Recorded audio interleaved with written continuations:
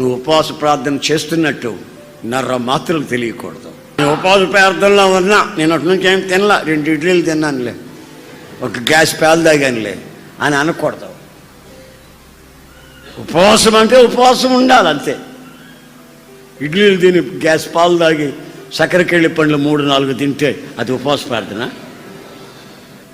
పాయాసం గాయించుకో, జీడిపప్పు వేసి దాచేసి పెద్ద కప్పు తాగు. మధ్యాహ్నం ఏం తినొద్దనో, ఇక సాయంత్రం 4 గంటలు అయిన తర్వాత 2 చపాతీలనా, నువ్వు తినగలిగితే కొంచెం అంత అన్నం అన్నా. మరి ఫ్రూట్స్ ఉంటే, పళ్ళు ఉంటే పళ్ళ రసం పిండుకొని అది కూడా తాగొచ్చాను. ఇప్పుడు 13 రోజులు అయిందన్నా ఉపవాస ప్రార్థనలో నేనుండి అన్నాడు. ఇప్పుడు నువ్వు చెప్పే పద్ధతి ప్రకారం అయితే నేను 10 సంవత్సరాలు ఉంటా ఉపవాసం.